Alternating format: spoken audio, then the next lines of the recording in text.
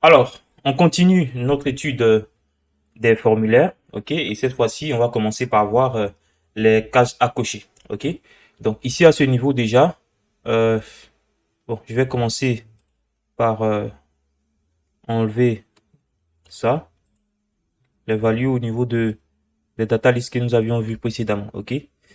Comme ça, hop, ça va éviter donc d'afficher la valeur deux fois.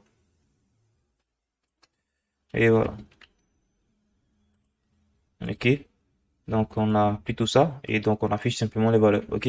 Donc, pour un peu plus de lisibilité, hein, je vais enlever tout ça et on va justement continuer notre étude au niveau des autres types de champs de formulaire.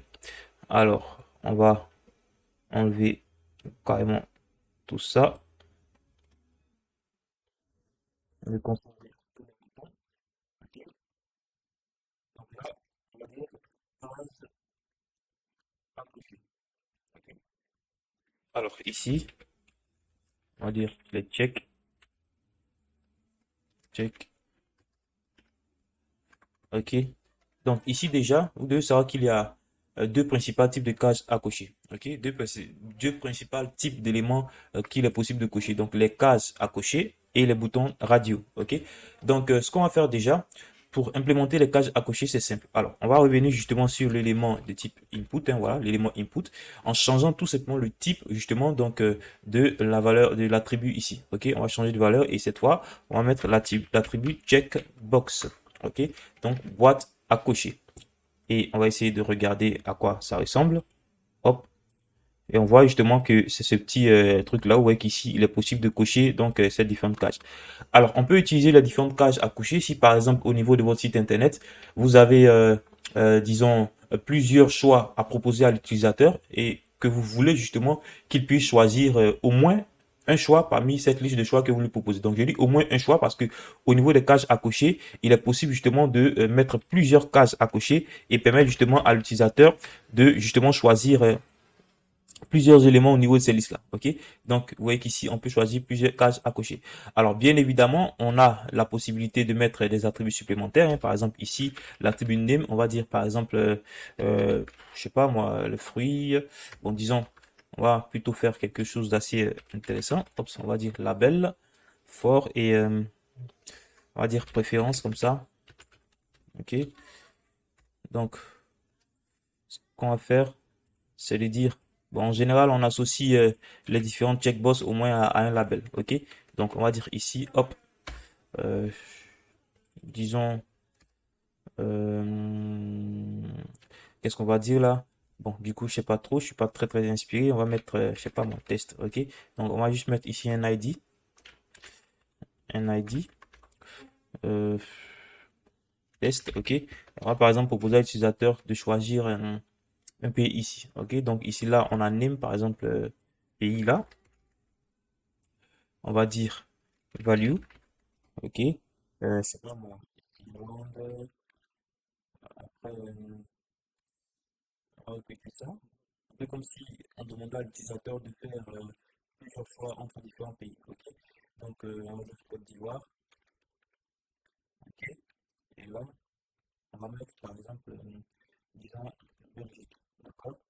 Donc, ici, on va justement associer ça à un label. Ok. CI pour la Belgique de Côte d'Ivoire. Et là, on va dire on a dit CI.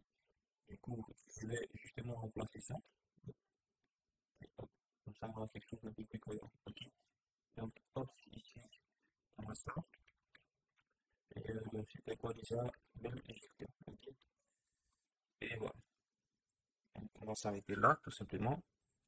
On va récupérer ça, tout ça, et hop. Ok. Donc, on va supposer ici que justement, on demande à l'utilisateur de faire, comme je le disais tantôt, un choix en plusieurs pays. Donc, ici, ce qu'on va faire, c'est au moins mettre les valeurs ici. Irlande. Ok. Par exemple, je sais pas, Côte d'Ivoire et par exemple, hop, ici, Belgique. Ok. Donc là, du coup, on va voir justement que on va ici associer un peu comme des labels à ces différents. checkbox. Ok, donc vous voyez qu'ici, même si je clique sur le label, étant donné qu'ils sont liés par un foreign ID, on fait justement le choix de cette checkbox. Ok, donc j'espère que vous comprenez le principe, hein, voilà. Parfois, vous voyez ça au niveau des formulaires d'inscription, on vous demande de cocher une case si par exemple vous acceptez les conditions d'utilisation et ainsi de suite. Ok, donc c'est un peu ça. Voilà. Et même parfois dans l'installation de certains logiciels, on vous demande soit d'accepter les conditions, soit de les refuser. Et puis si vous les refusez, vous ne pouvez pas accéder au logiciel, et ainsi de suite. Donc, libre à vous de faire preuve d'imagination afin de savoir utiliser à bon escient, voilà, les checkbox. Ok. Donc, n'oubliez pas justement ici, on met tout simplement le type checkbox, le nom de la checkbox et on précise absolument la valeur. Parce que comme vous vous rendez compte ici, l'utilisateur n'a pas la possibilité de rentrer une valeur. Donc, si c'est cette case qui est cochée, donc lorsqu'on va envoyer le formulaire au niveau donc des données récupérées sur le serveur, ok, justement, ce sera spécifié que l'utilisateur a choisi la valeur Irlande qui est associée à ce nom-là, ok. Voilà, donc j'espère que vous comprenez le principe. Donc ici, on peut avoir des noms différents, ok? On peut avoir des noms différents. Parce que si vous faites ça, il ne saura pas véritablement pour quel nom justement il va envoyer une valeur ici que vous aurez choisi, puisque il y a la possibilité de choisir plusieurs éléments en même temps. Donc si vous choisissez Irlande par exemple et Côte d'Ivoire, il y aura une confusion. Donc n'hésitez pas à changer un tout petit peu les choses ici, hein, voilà, et en mettant des valeurs différentes afin qu'ils puissent justement faire la différence. Puisque ici on a un choix, on a plusieurs choix à faire parmi plusieurs options proposées. Donc pour éviter la confusion, mettez des names différents. Ok, il y a un attribut assez intéressant qui est l'attribut checkit qui permet justement de checker par défaut, du moins de sélectionner par défaut un choix. Ok, donc ici vous voyez que c'est la Côte d'Ivoire qui est sélectionnée par défaut à cause de l'attribut checkit. Alors, on a un autre type de d'input. On a un autre type plutôt de case à cocher qui est le type tout simplement radio. Ok. À la différence ici, bon, du coup, je vais mettre type radio ou du moins les cases radio. Ok. Et ici, donc, je vais mettre les radio. Ops. Un input tout simplement et le type comme vous en doutez c'est radio. Ok, donc vous allez voir ici justement qu'on peut mettre également un label. Ok, donc les labels peuvent être utilisés un peu partout, hein, voilà. Ici par exemple on va imaginer qu'on demande à l'utilisateur son genre, donc son sexe, genre ici, et on va dire ID genre. Ok, vous allez voir le résultat tout à l'heure. Ici on dit name, bien sûr, genre. Alors, ici, on va essayer de voir ce que ça donne. Et vous voyez ici que c'est un peu différent. C'est plutôt rond. Et à la différence de ces checkbox-là, les cases radio ne permettent pas des choix multiples. OK? Attention, j'ai fait une petite faute d'orthographe ici. Attention. Alors, les cases à cocher de type radio ne favorisent pas de choix multiples, ok? Donc, c'est tout simplement un seul choix à faire parmi plusieurs options proposées. Donc, on imagine par exemple qu'au niveau de votre site internet, vous demandez à l'utilisateur donc de renseigner son genre, ok? Donc, soit sexe masculin ou féminin, ok? Ici, il n'a pas justement la possibilité de faire deux choix à la fois, ok? Soit il est de sexe masculin ou il est de sexe féminin. Donc, vous voyez ici que les cases radio vont permettre justement de faire un seul choix parmi plusieurs options proposées tout simplement. Ici, bien évidemment, je vais mettre par exemple les genres masculins, par exemple. Ok. Je répète la même chose. Je vais dire ici genre féminin. Ok. Donc ici, je vais dire F pour différencier un peu. Et ici, je vais dire M et M. Ok. Donc ici, vous remarquez ici que au niveau de l'attribut name, vous devez avoir obligatoirement les mêmes valeurs au niveau de tous vos checkbox. Bien sûr, en fonction du contexte du formulaire. OK? Tous les checkbox, tous les inputs de type radio qui se trouvent dans un formulaire doivent obligatoirement avoir le même name. OK? Tout simplement parce que il n'y a qu'un seul choix possible parmi plusieurs options proposées. Donc, de toutes les manières, on ne fera qu'un seul choix. OK? Donc, ici, il faut justement préciser l'attribut name avec des valeurs identiques, de sorte à ce que c'est maintenant la value ici qui va faire la différence. Ici, par exemple, je mets masculin. OK? Masculin et donc féminin. Ça permet ici, attention, value et féminin. Ça permet ici, par exemple, de faire justement la différence par rapport au choix de l'utilisateur, puisque ici, les names sont toujours justement identiques. Alors ici, on a des éléments identiques tout simplement parce que selon le contexte, vous vous rendez compte hein, qu'on a un seul choix possible. Ok, on choisit soit masculin et féminin. Et que ce soit masculin ou féminin, les deux justement sont des genres, correspondent à un genre. Soit de sexe masculin, comme je l'ai dit ici, M, et de sexe féminin, comme je l'ai dit ici, F. Ok, donc c'est pour ça justement que on a des valeurs identiques au niveau de l'attribut name. Donc ce qui fait la différence, c'est la value.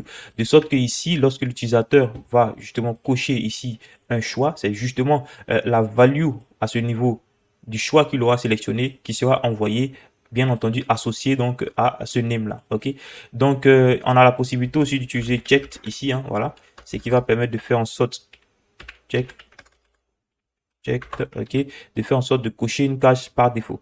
Alors on a un autre type de champ de formulaire qui est assez intéressant pour par exemple envoyer des formulaires, pour permettre à vos utilisateurs d'envoyer des formulaires, par exemple d'uploader leurs photos, des vidéos, ainsi de suite. Il y a justement un champ qui est assez particulier qui permet justement de pouvoir envoyer des données de type images, vidéos, ainsi de suite, donc des médias. Ok, donc ici je vais dire champ de médias. Ok, alors ici ce qu'on va faire c'est simple, je vais dire médias.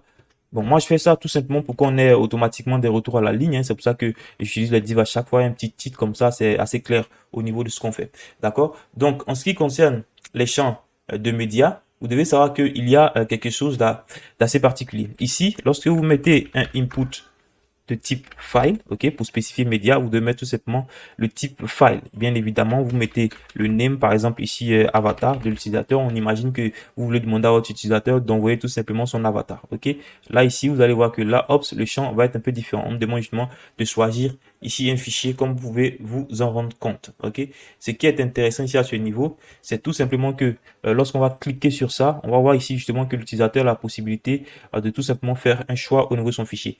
Mais la petite particularité, c'est que lorsque vous spécifiez dans votre formulaire un champ qui permet de sélectionner des fichiers et donc de les envoyer par conséquent, vous devez obligatoirement utiliser ici un attribut particulier qu'on appelle le type, ok, qui permet de déterminer le type d'encodage au niveau du formulaire. Et vous devez mettre la valeur multipath form data. Alors, vous n'êtes pas obligé de retenir. De toute façon, je vais vous laisser beaucoup plus de détails au niveau donc de la description donc de ce module.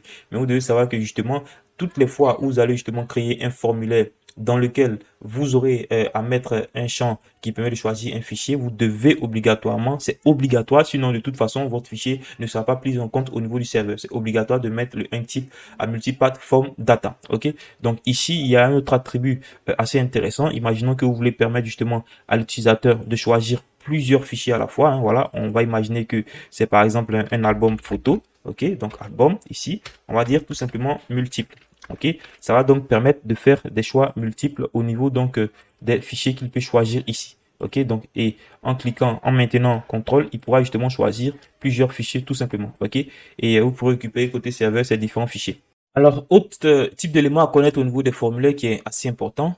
Vous avez remarqué ici que là, j'ai mis un petit bouton justement qui permet d'envoyer, n'est-ce pas, les données au niveau de mon formulaire. Ok.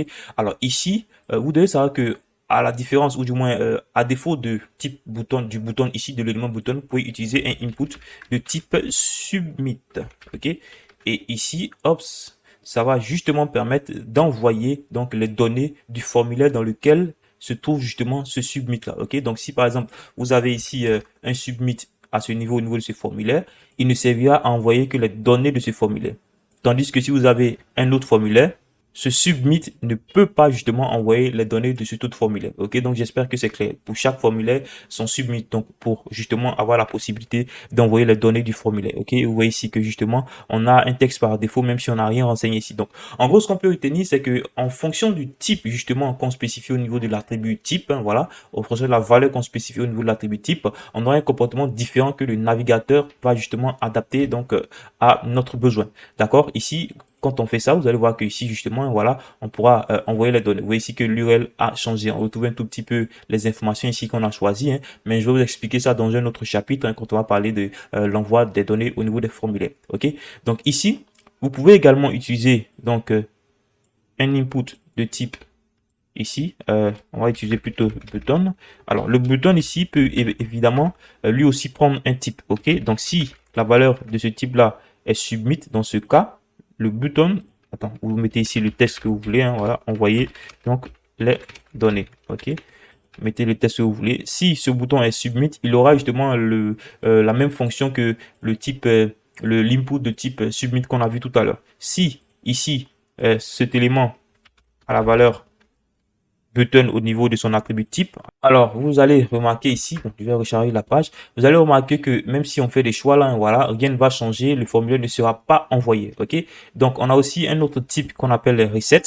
Pour ça, je vais faire ça, hop, ce qui va permettre tout simplement d'actualiser tout simplement le formulaire, donc de remettre les valeurs à 0, ok? Donc, actualiser, ok? Ici, par exemple, si je fais là des choix, hop, je fais ça, hop, je décoche ça et je choisis ça.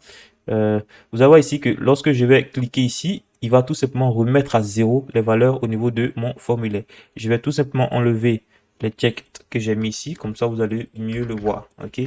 Donc ici en soi, il n'envoie pas les données du formulaire, ok, mais il permet de remettre à 0 les valeurs, que ce soit des champs de type texte, n'importe quel type de champ. Lorsque vous allez mettre un input ou du moins un bouton de type recette, il va recharger toutes les données donc à l'initial. Ok, donc ici on voit bel et bien que justement le bouton de type button ne sert pratiquement à rien.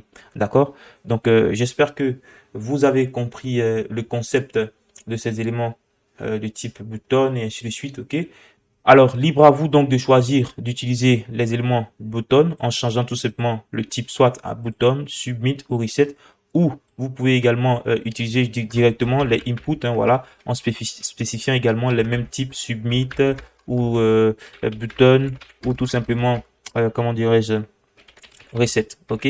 Donc vous allez voir que ça va avoir un peu à peu près le même impact, ok. Alors donc j'espère que euh, vous comprenez le principe. Et donc ce qu'on peut voir de plus, c'est un autre type de champ de formulaire qui est assez intéressant ici. Donc là, on va dire H1, euh, champ champ caché, ops, donc hidden. Alors, comme vous pouvez vous imaginer, c'est tout simplement un formulaire qui sera invisible. OK? Type hidden tout simplement. Et vous pouvez renseigner une valeur ici, value. OK? Et par exemple, salut les amis. En gros, c'est vous qui renseignez la valeur et l'utilisateur ne verra pas cette valeur. Par contre, cette valeur-là va justement être envoyée. OK? On n'oublie pas le name. OK? Donc, on va dire test ou bien hidden. Ok, cette valeur-là sera tout de même envoyée lorsque l'utilisateur va envoyer justement les données du formulaire. Alors, vous pouvez vous dire, ça sert à rien puisque l'utilisateur ne le voit pas et qu'il n'a pas la possibilité de renseigner des informations. En gros, ça va être véritablement très utile si vous avez, par exemple, des informations à, à implémenter sans que vous ayez besoin que l'utilisateur les voit ou bien sans que vous ayez besoin que l'utilisateur interagisse. On peut prendre un exemple. On imagine, par exemple, que l'utilisateur est venu justement renseigner un formulaire d'inscription que vous avez créé et que vous voulez par exemple voilà enregistrer l'heure à laquelle l'utilisateur justement s'est inscrit au niveau du formulaire. Ok, donc grâce à ce formulaire de type hidden et avec un peu de code JavaScript par exemple et un peu d'astuce, vous pouvez renseigner des données supplémentaires que l'utilisateur justement ne va pas forcément voir. Moi par exemple, je l'utilise parfois pour renseigner des informations donc de sécurité au niveau de mes formulaires ou du moins au niveau de mes pages de façon globale. Ok, donc j'espère que vous le comprenez. Donc au niveau de la description, je vais vous donner beaucoup plus d'informations sur les champs des formulaires, mais pour vous donner une petite idée, hein, voilà, on va rapidement passer sur quelques-uns. Donc autre type de formulaire, notamment les inputs de type date. Ok, on a effectivement name, date. On a les inputs. D'abord, on va voir ça déjà. Hein, voilà, les inputs de type date. On a également les inputs de type nombre. Ok, là et hop, quand on regarde, on voit justement qu'ici on a un champ de formulaire qui permet aux utilisateurs justement hein, voilà de choisir les dates. Ok, donc le mois, le jour, le mois, l'année et hop, vous allez voir ici que la valeur va être systématiquement mise en place en fonction du choix de l'utilisateur. Et ici pour la valeur number, attention, j'ai carrément oublié donc le type. Ok, number. Alors, vous avez remarqué ici que lorsque le navigateur détecte un type qu'il ne supporte pas, par défaut, il utilise le champ de type texte. Ok, et hop, quand je fais ça, vous voyez qu'ici, les choses changent un tout petit peu et je peux mettre des valeurs ici au niveau donc de mon élément de type number. Alors, on peut spécifier une valeur minimale et une valeur maximale qu'il est possible de renseigner au niveau de ce champ-là. Hein, voilà. Par exemple, on va dire min, tout simplement, on va dire la valeur minimale est à 5 par exemple et donc la valeur maximale est à 20. OK? Donc, du coup, ici, on peut utiliser ce champ-là, par exemple, pour demander l'âge de l'utilisateur. D'accord? Donc, j'espère que vous comprenez le principe. D'accord? On a un autre type de formulaire qui est assez intéressant. C'est le type de, un autre type de champ, pardon. Hop, ici, input, on appelle range, qui va permettre un peu comme, c'est un tout petit peu comme un curseur, hein, voilà. Ici, on peut prendre ici ça et curseur. On imagine par exemple que vous avez créé un site de vente en ligne et que vous voulez par exemple demander à l'utilisateur, ou du moins, je sais pas moi, vous avez besoin par exemple de demander à l'utilisateur de renseigner par exemple une information de mesure par exemple en fonction d'un choix. Bon, et on imagine que vous avez créé un système de moyenne et que grâce à ce petit curseur là, vous demandez à l'utilisateur de vous donner une petite moyenne ici. Vous voyez qu'ici, on peut justement jouer avec ce curseur là, hein, voilà, pour donner beaucoup plus d'informations. On a d'autres attributs assez intéressants qu'on peut renseigner. Par exemple ici, min justement, qui va permettre de définir la quantité minimale qu'on peut avoir au niveau de ce curseur, max, la quantité maximale qu'on peut avoir au niveau de ce curseur, et ici, setup, step qui est tout simplement le pas. Ça veut dire ici que à chaque fois que l'utilisateur avance, on va justement de 10 en 10. OK? Donc, il y a pas mal de choses à voir. Ici, c'est beaucoup plus intéressant avec un peu de JavaScript et pas mal de trucs, hein. Mais il y a pas mal de choses à voir, franchement. Donc, je vais vous donner beaucoup plus d'informations au niveau justement donc des- de la description donc, de ce chapitre, hein. Déjà, on a vu beaucoup de choses, hein, voilà. Il y a par exemple le formulaire de type progress qui permet de faire des barres de progression. Ok, donc on a Ops Progress. D'accord, il permet justement de faire des barres de progression. Par exemple, on va dire ici max, par exemple à 500. Attention, c'est plutôt ici comme l'attribut max. Ça veut dire que la valeur maximale au niveau de notre barre de progression. Et on va dire tout simplement value ici. Donc, par exemple, à 80. Donc, en fonction de la valeur maximale et de la valeur ici, il va faire le calcul pour déterminer donc l'emplacement, du moins le niveau de notre barre de progression. Ok, donc ça peut être intéressant. Ici, si par exemple je mets 100, vous allez voir qu'ici ça va changer un tout petit peu. Ok, ça c'est beaucoup utilisé dans le système d'upload pour permettre à l'utilisateur de voir justement de façon claire l'avancement donc de son upload, de son téléchargement ou bien ainsi de suite. Ok, ça améliore l'interface utilisateur. Bon, voilà, on a vu pas mal de choses, comme je le disais tantôt. Donc, déjà, vous pouvez en avoir beaucoup plus d'informations au niveau donc, de la description. Et moi, je vous donne rendez-vous dans le prochain chapitre.